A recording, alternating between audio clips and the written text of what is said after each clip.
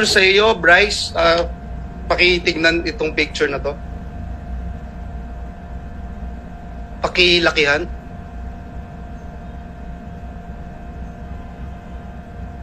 Bryce, naaalala mo ba yung messages na ito? Your Honor, ngayon ko lang po nakita yan.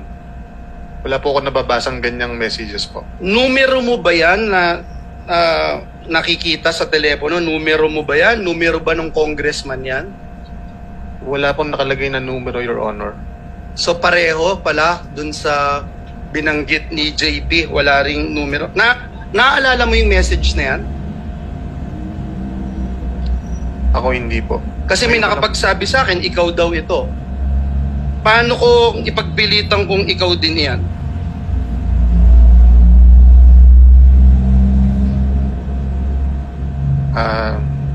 Nasa sa inyo na po yun, Your Honor. Pero hindi ikaw yan. Hindi po. Babasahin ko lang, Mr. Chairman, nakalagay dito, Congressman, Bryce, idiin mo si Sen Joel dito. Bryce, sumagot. Basta kayo na bahala sa akin, batchmate. Huwag nyo lang akong ibalik sa Senado, sa Senate. Mr. Chairman, if we rely on pictures, anyone can claim anything. And let me show how easy it is to fake this one, Mr. Chairman.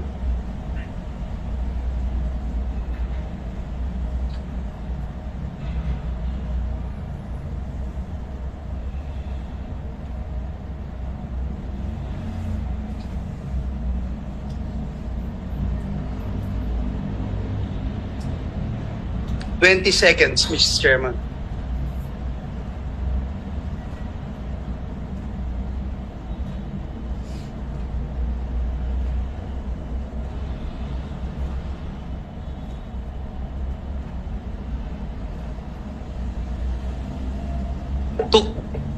Took me 20 seconds, Mr. Chairman, to do that.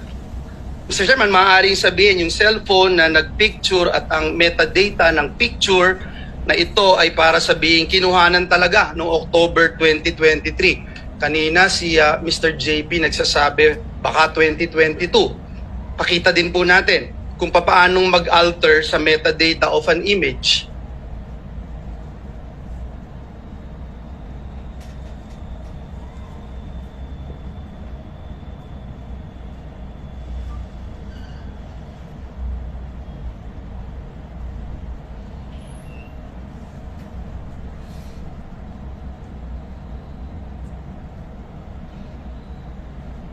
Ganun po kadali, Mr. Chair. Mr. Chairman, bukod po sa napakadaling magdoktor ng picture, inamin niya po mismo doon sa camera, and if we can show the minutes and the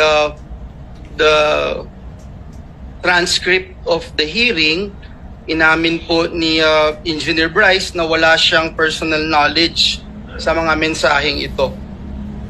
Can you confirm, Engineer Bryce, itong binanggit nyo na Your Honor regarding sa mga text messages po, wala po. Kasi you're being asked to prove your allegations na may pruweba or usapan tayo, o at least make sure for fairness sake, sabi niya Rep. Adyong. Would you confirm na ito po yung naging sagot nyo, sir?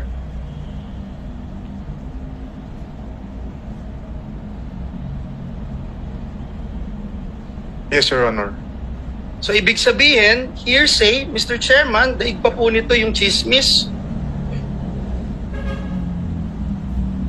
Nakakalungkot dahil yung chismis trying to destroy me, my name, our family, our loved ones. May mga anak din ako, Engineer Bryce, at higit sa lahat yung simbahan na aking nire-represent na milyong-milyong tao ang nirerespeto yung aking pananampalataya.